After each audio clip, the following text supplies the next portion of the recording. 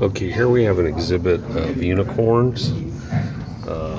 They began in ancient Greece over 2,000 years ago, and here's some rhino horns. Now, I get this a lot. People were saying, well, the Bible has all these things that don't exist, like the unicorn.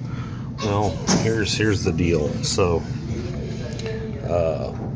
I've got a copy of a reproduction of a book where it calls the unicorn, and they say the unicorn every once in a while engages with the elephant and sometimes actually gets the upper hand. The actual translation for unicorn, that was, the word unicorn is Latin. It came from the word Monocerus, meaning single horn, from the Greek. So, and remember, ancient Hebrew only had 6,000 words, and sometimes when you translate as opposed to transliterate, and Hebrew is really strange. You have to use the contents of the sentence to interpret the word because there's so few words, and it's actually really accurate when you know what there's how it works. But anyway, reason being,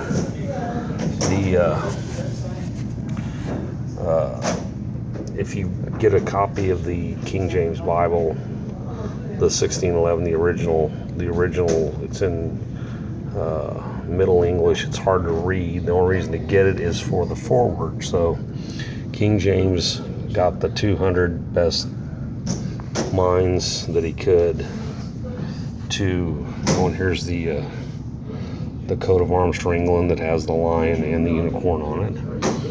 And they said in this, to translate, and they say in this foreword that there's some words they did the best they could, but they couldn't figure out what they were talking about, or the translation. Now, there's another story in the Bible that's germane to this. The book of Judges has the story about Samson and how he tied the foxtails together and let all these foxes and put a brand between them and let the fields on fire. Well, the same word for fox is an animal kind of like a small dog. Now, they had foxes in England when they translated it, so they assumed it was a fox they were talking about. It was actually a jackal. Now, they've done experiments on jackals, and you can catch a jackal. You can catch a bunch of them because they hang out together in packs, and they're not tame, but they're easy to catch. They've done this over and over, and one guy's caught the exact number that Samson caught. And, to get that many foxes would cover over 300 square miles, and they're solitary animals, and Samson wouldn't have been able to do that. But catching a group of jackals is a different thing. Like I said, they've done it over and over again. So the word unicorn is Monocerus, which is a rhino, which is a real animal, and not the foxes, but the jackals were the ones in the story of Samson. And anyway, there you go. And